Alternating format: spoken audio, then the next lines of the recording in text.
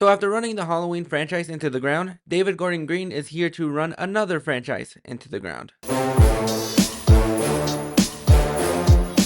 Exorcist Believer stars Leslie Odem Jr. and tells the story of two girls that disappear into the woods and return 3 days later. With no memory of what happened to them, the father of one girl seeks out Chris MacNeil, who's been forever altered by what happened to her daughter 50 years ago. The film is directed by David Gordon Green, and I know the Halloween trilogy that he directed was divisive amongst a lot of people. It took me a while for me to appreciate the 2018 Halloween film. I really enjoyed Halloween Kills. I think I am in a minority when it comes to that one.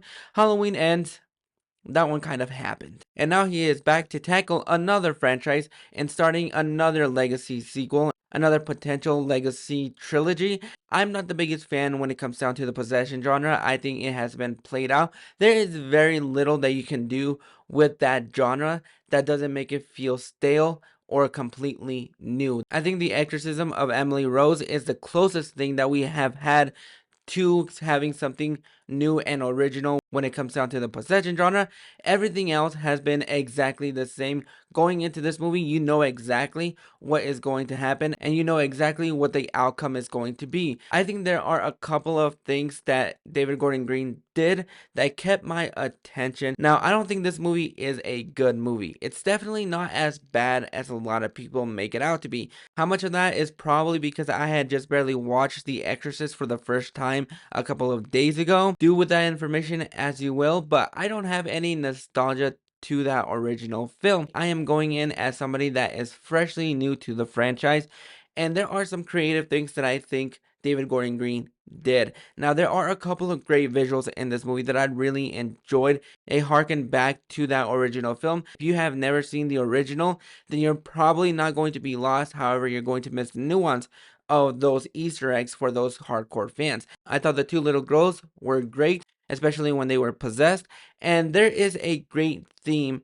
in this movie that doesn't get explored as much as I wanted it to, where you have to choose one girl who lives and one girl who dies. I kind of wish they made that the focal point of the movie. That way you had two parents coming at odds, seeing what they were going to do, and I think it would have made it a little bit more stronger than it turned out to be, because once we get all those out of the way, it really is just another generic possession movie that doesn't have anything new, refreshing, something that is going to capture your attention from beginning to end. The only thing different about this movie is that we have two girls that are possessed instead of one, and that wasn't enough for me. There are some great visuals. It still relies on some cheesy jump scares that don't work at all. Leslie Odom Jr. does his very best to keep this movie afloat. However, with his character and the backstory that they gave him, it doesn't really carry the movie as much as you wanted to. And that is where this movie kind of left me a little bit disappointed. You had some good ideas that don't get explored as much as you think they would or get expanded as much, and it just leaves you a little bit bored with nothing really going on. That if you missed about 5 minutes of this movie, you would have been easily able to get caught up and not miss a single beat.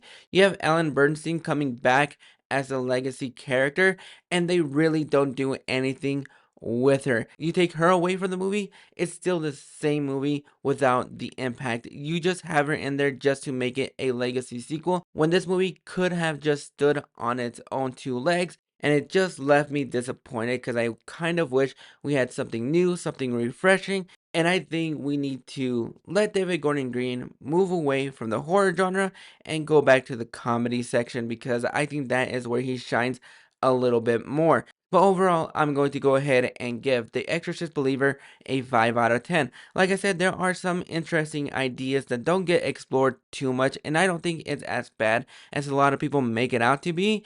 But it was just another possession movie that we've seen many times before. There was nothing new, there was nothing original, and it left me wanting a little bit more. But those are my thoughts on The Exorcist Believer. Are you guys a fan of this movie, or do you not enjoy it? Go ahead and drop your thoughts in the comments below, and let me know, what is your favorite possession movie?